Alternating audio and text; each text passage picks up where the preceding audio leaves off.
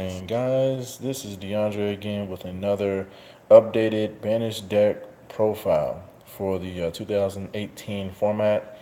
Um, this deck is supposed to be anti-meta as much as possible, and I just changed some things up from my last video. So hopefully you guys like it. Please like, comment, subscribe. Um, Let me know what you guys think. Again, whatever I should add or take out, and just yeah, just give me your feedback. Okay. So first thing we're gonna start off with Eater of Millions. I run three in the deck.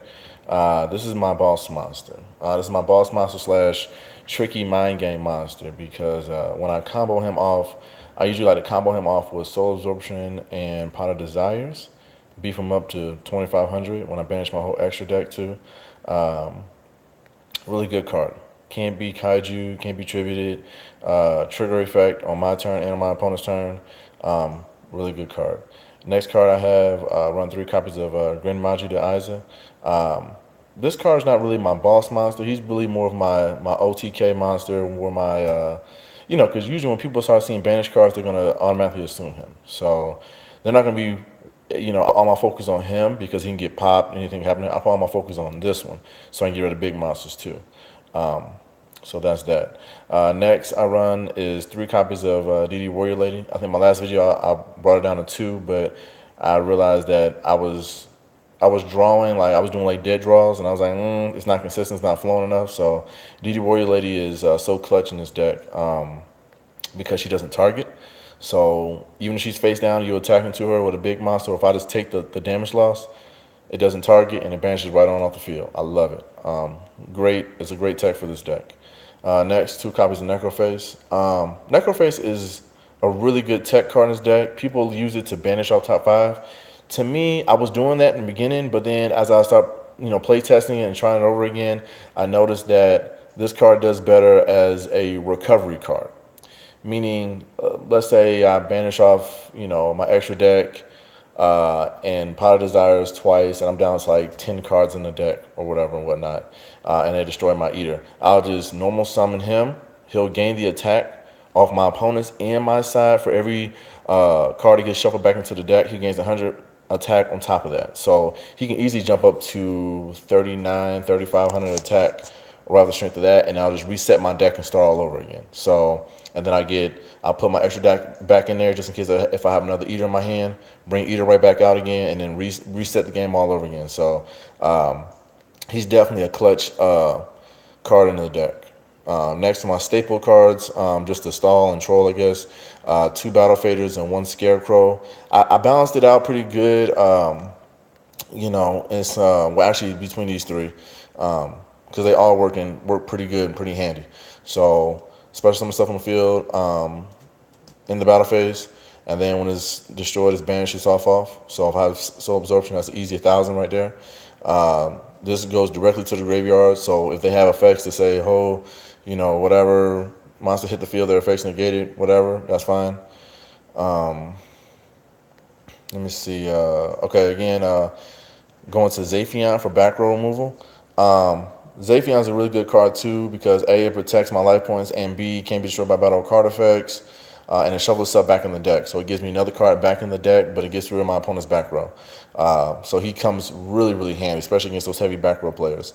So if I clear his back row out, then I'll special summon Eater, or I'll normal summon him, special Eater, clear the back row, go for attack, or Gren Module, whoever. Great card for that. Next, I did have Radiant in the deck at first, and I was tagging him with Allure, but I had to switch some things out. So for my last video, so this one I put Game Seal in there, just in the Kaiju, just to Kaiju one off or whatever. Great card, comes handy. Giant Rex, one Giant Rex, just in case. Like I said, if I have Macrocosmos or Dimensional Fissure on the field, banish him off, bring him right back. Save my life points a turn. And he's link 4 or rank 4, so XZ. So yeah, one Fairy Tale Snow. She comes in handy just when I need her. I don't like to see her a lot, but I see her enough when I need to see her because once she's off into the graveyard, depends if I have Necroface on grave or whoever that I need to get out the grave into the banish. If I get Necroface, cool. I'll just banish top 5 off, Even better. I didn't believe in putting hand traps in this deck, but I was like, you know what? Let's just test it out. What the heck? So I've only put in one Ash. A lot of people are not expecting me to play Ash and Drone Lockbird. I don't really like it, but oh, whatever. Um, Plus, it's a tuner. So I was thinking about putting this in the deck and siding in maybe side frame Lord Omega in this deck, but I don't have enough of her to go into that. But hey, whatever. If it happens, it happens. Yeah. One electromagnetic turtle, again, another stall troll, save my life points a turn. Just really irritate my opponent, make him mad because he's like, oh, I can't get over you. Urgh. So I like it too. Place rank for it. So yeah, XD material. Into the spells, let's see. Number one spell on the deck, Pot of Desires. I love Pot of Desires in this deck because, like I said before, if I play it and they ash me, I'm not really concerned. Because the goal is I have to pay the cost.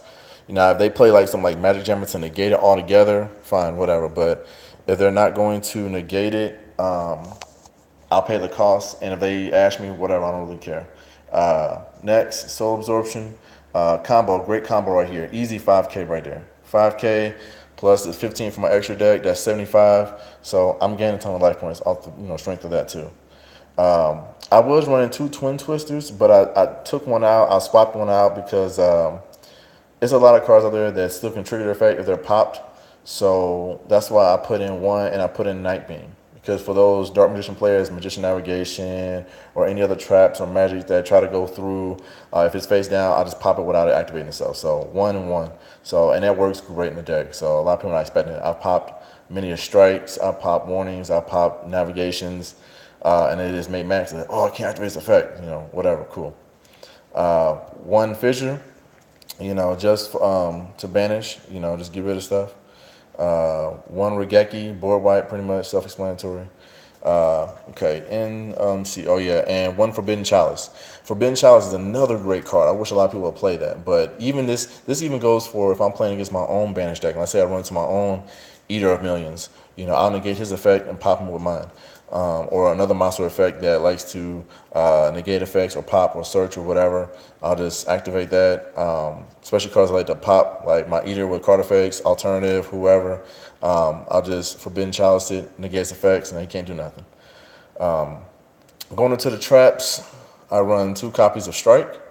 Because like I said, since I'll be gaining a lot of life points, I have the money to spend, and just in case for the time rules, I'll still win anyways with that.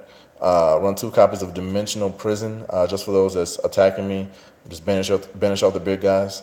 What else? 2 copies of Bottomless Trap Hole. Anybody they try to summon, even if it's like lower, material type, banish out before they can use it. I started testing Chaos Trap Hole, and this card works wonders in this deck. If my opponent summons a light or dark monster, pay 2,000 life points, banish that target off the field. Banish it.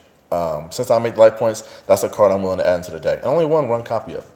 And I just need it because, like I said, when the duel goes on and my opponent's trying to bring out that big old XZ monster or synchro monster or whatever the case may be, and it may be a light monster, because a lot of Yu-Gi-Oh players are playing light and dark monsters. If you're not playing Trickstar Lightsworn, Sky Striker, Trickstars, Goki is kind of hard with Goki. But any other card, Spirals or whatever, too easy. 1 copy of Macrocosmos, again, to banish everything, works wonders against Trickstars. And 1 copy of 7 Tools of the Bandit. This is a card that nobody's going to see coming. So when you play Imperial Iron Wall or Anti-Spell Fragrance or whatever, they're going to be like, whoa, I haven't seen that card in like forever. Yes, I am a nostalgic Yu-Gi-Oh player, and I like old cards when I can fit them in. Because a lot of people are not playing them, they're not expecting them. So even with, I had a player that was like, oh, well, you can't target. No, this is an old school card, homeboy. She doesn't target. Even I had a player that says, oh, well, I can tribute him off. No, you can't. Read his effect. So the kid got mad, but hey, whatever. It's cool. To the side deck, these are the only 2 cards I'm siding. Network Trap Hole. Just for those blue eyes players, that like bring back Network Trap Hole. Any monster brought back from the graveyard or from the deck special summon, I could banish it face down. So just 2 of those. Extra deck, 15 cards, just some random cards besides Utopia. I got the Utopia package in there, so that works wonders too when I need it to work. But uh, but yeah, guys, this is it. I didn't get a chance to go to nationals this year. I really wanted to test this deck at nationals, but at my locals, it was taking a cake because a lot of people couldn't deal with it. They couldn't handle it. They didn't know how to beat over. And mainly for my strategy, like when I get started, I'll just start off. If I get this, whatever in my hand, and let's say I throw a kaiju in my hand. Usually 9 times out of 10, I'll start off with a soul absorption. Then I'll play the pot, discard 10, draw 2. Then I'll play him, banish my extra deck. Then I'll set him. So then they can focus on him. So my opponent's gonna focus on popping him. They're not gonna figure out about this guy. So they're gonna attack into this face down, and then you're gonna run into a 10,000 attack Grand Magi. And 9 times out of 10, you're gonna OTK yourself. So hey, and every game I gotta switch it up because I can't have them thinking the same thing. So I'll switch it up. I'll normal summon him, and I'll set DD Warrior Lady to banish off their monster too. But yeah, that's pretty much the deck. I like it. It works well for me. I don't have to worry about draw power. I don't do all that extra crazy drawing. It's consistent enough. It hits the field. It defends itself. It's strong enough. Yeah, I like it. And I'm sure there's other decks out there that can beat it and mop the floor with it. I've lost, but I've done my fair share of testing and test hands and just trying stuff out. And I'm quite impressed with what I have. And I hope you guys like it. Again, text me, or not text me, I'm sorry. Again, comment, like, subscribe, please. Let me know what you guys think. And yeah, my Banish deck 2018. All right. Bye.